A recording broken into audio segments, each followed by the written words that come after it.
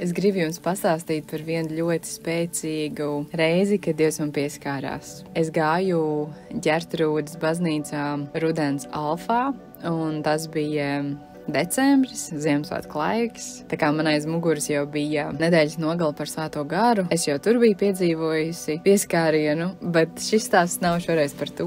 Mēs bijām ar Līgavainu aizbraukuši uz Lietuvu, skatīt Ziemassvētku tirdziņu un tādā kā mazā atpūtas braucienā un satikām arī dažus lietuviešu draugus. Mēs ejam pa vecpilsētu, pa Viļņas vecpilsētu, un es jūtu, ka man gribas ieiet baznīcā.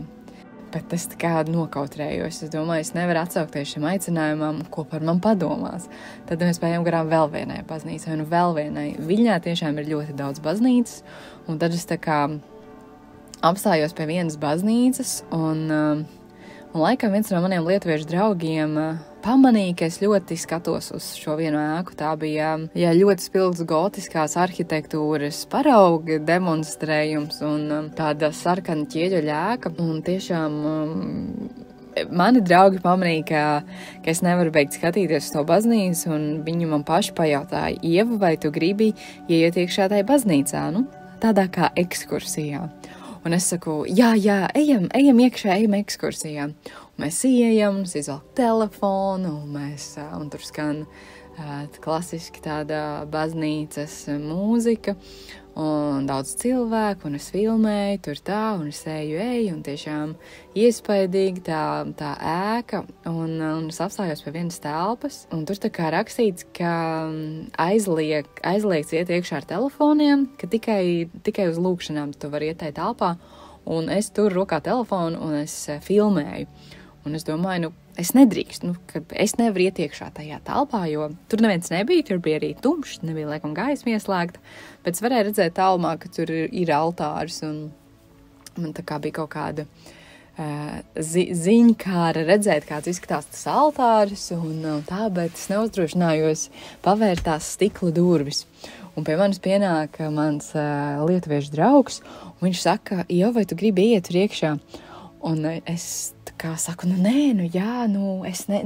jā, bet es nevaru, jo man telefons, un viņš tāds drosmīgāks atver durvis un iet iekšā, un viņš saka, nāc, ej, un tā, vai paskaties, tā klusņām ieeju, bet, protams, jūtos vainīgi, ka es ļoti iespējams esmu iegājis kaut kur nedrīkstēju iet ar telefonu, un es vēl filmēju, bet es paskatos visapkārt, tur nav neviens, kam varētu kaut ko traucēt, un šis altāris bija ļoti iespaidīgs, jo es pirmo reizi redzēju tik lielu Jēzus krustu. Tas krusts bija reālā izmērā, un Jēzus pie krusta bija pat lielāks nekā es. Ļoti, ļoti, ļoti reāls. Un es lēnām tuvojos, un apkārt šim krustam bija zelta svētbildes, un es skatos to krustu.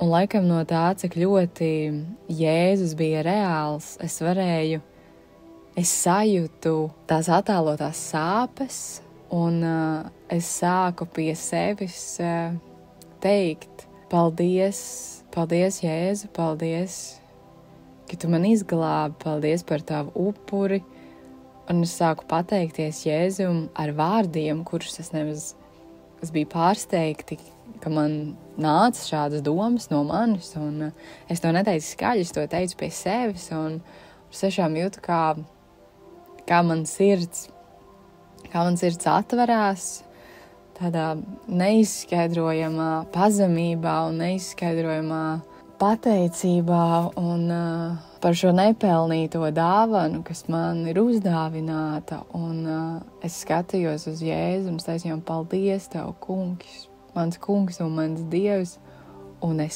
sajūtu, kā manis sagrābj un pavelk uz priekšu. Un man tiešām bija tāda sajūta, ka es apmēram metru paslīdu uz priekšu, un tā bija visreālākā, nereālākā sajūta, ko es jebkad savā dzīvē esmu sajutusi.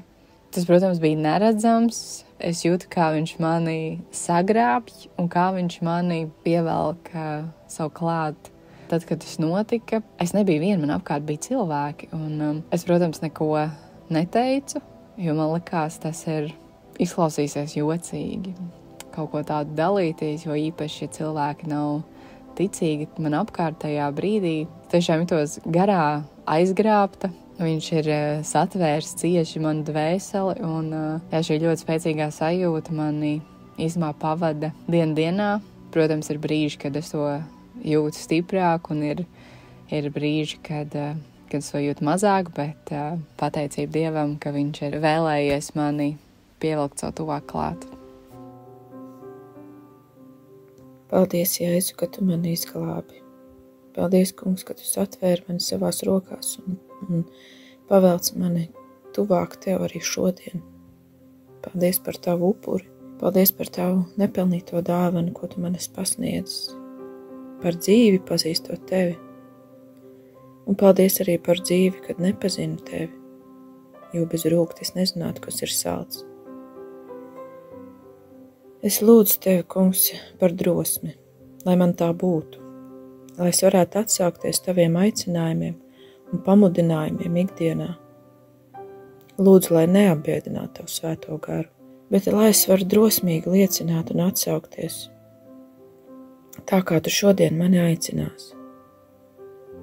Satver cieši mani katru dienu, kungs, man tas ir ļoti vajadzīgs.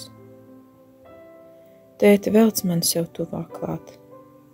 Mans spēks ir mazs un dažreiz man grūti izlausties cauri ikdienas rūpēm, lai satiktos ar tevi lūgšanā. Taču neskatoties uz to, es mīlu tevi, Jēzu, un tu man esi ļoti dārgs.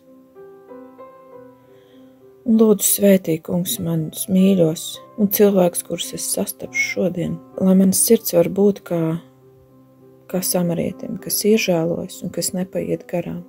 Steidzies, kungs, man izglābt. Steidzies, kungs, man palīgā. Gods lai ir Tēvam un Dēlam un Svētajam garam, kā tas no iesākuma ir bijis, tā tagad un vienmēr, un mūžīgi mūžos. Āmen. Aicinu piedalīties audio liecību projektā Mīlestības ceļš liecībās arī tevi. Ieraksti balss ziņās savu stāstu, kā Dievs sevi ir tev atklājis, ko viņš ir darījis un kā Jēzus ir tev palīdzējis, uzmundrinot, samīļojot, dziedinot, stiprinot. Esi daļa no dzīvā evaņģēlija pasaulē un ieraksti savu audio liecību telefonā, izmantojot balss ieraksta aplikāciju un nosūti to uz e-pastu liecības@gertrude.lv.